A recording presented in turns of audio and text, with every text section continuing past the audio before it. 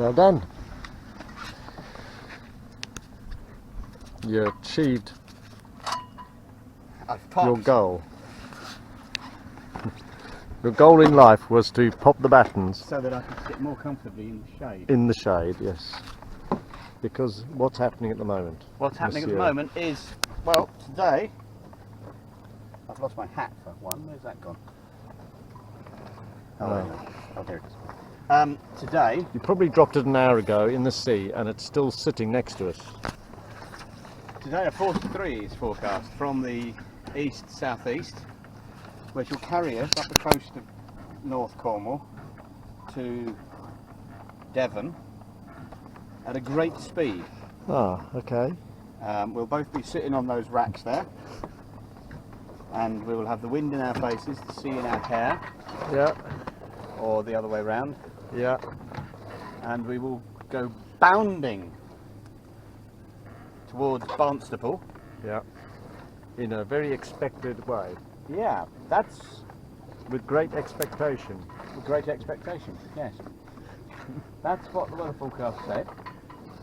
What has happened is we now have need to extend our list of words that mean nothing. Zip, nada, bugger all, sod all, very little. The wind is underwhelming. Yes. The wind doesn't whelm at all, actually. And what is extremely upsetting is that we left port, what, about 6 days ago, I think. About a good 2 hours ago. Yep. And I don't think we've actually passed go yet in terms of going forward. We've come out to try and find the breeze, and that was in spite of doing our level best to anchor the port to the ground so that it can't move to overtake us. Yes. Yes. So we dropped the anchor out to bring it head to wind. There was wind at the time. Yes. To pull the main up, because that's an awful lot easier with it head to wind. You know, the seaman-like way is to hoist the jib, use the jib to blow us out of harbour, and then having done that, chuck the anchor over the side, luff up, you know, pull the main up, get ourselves sorted, pull the anchor up and sail away. It was when we got to the pulling the anchor up bit that things went very badly wrong. And we pulled and we sailed over the anchor, we levered it this way, we levered it that way, and in the end we had to cut the anchor cable. So Dad, sorry, your anchor that has followed us around the country for miles and miles and miles has now found a new watery grave. No, a new home. A new home. Yes. It's still doing its job. It's anchoring that piece of warp. Probably hooked around an undersea internet cable, and everyone in South Wales is moaning now that the internet's suddenly gone off.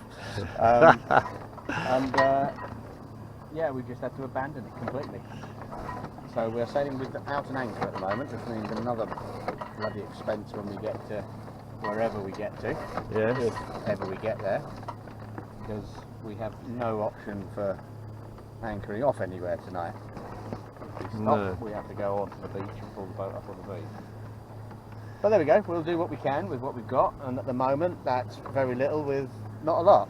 That was almost poetic, that, wasn't it? It was almost poetic. I even had, you know, on the plan for today, was if things go well and we get up to, I've forgotten what the called up there, headland is called up there, but that one up there near Barnstaple. If we got there really quickly, we'd just turn left and head straight across the Bristol Channel. Yeah. Because we'd be doing 10 or 12 knots. That's such a good idea. At the moment, I mean, perhaps if you could just point the camera down at the sea, you'll see exactly how fast we're going. What I'll do is I'll put my finger in the sea as a reference. Yeah, this is a little science experiment, okay? So, there is... No, there isn't. Nothing is happening, absolutely nothing.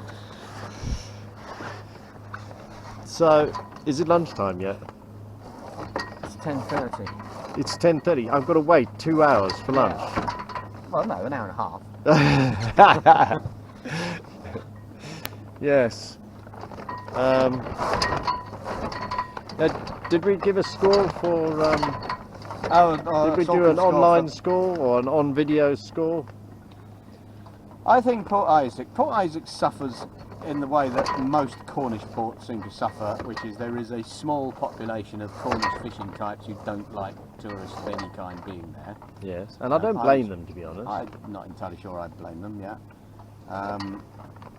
We were woken up, or I was woken up this morning by someone talking about people who just breezed in and nicked a mooring. That was the words I heard. Okay, even though we did have permission from the owner of the buoy. The owner's brother, which is, you know, I suppose. But anyway, so, you know, I would always downgrade any Cornish port on that, I think. Yes.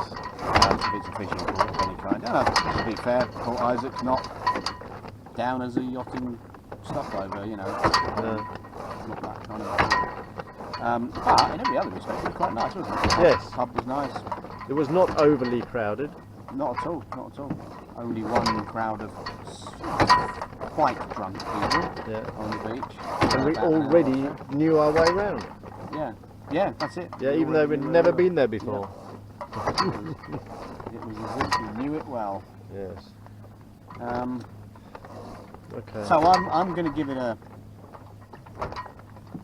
Well, we had scored it as a 4 Sulcum. I think it's a 3.5 because it stole our anchor. Okay, it lost a half mark. Albeit that and it tried twice. It did try twice to steal our anchor. That is true. It could be a half mark per try. But, although the second time was outside the harbour for a start. Yeah. Outside but it's the still boundary. Within the environment, I think. Yes. Okay. All right. Yep.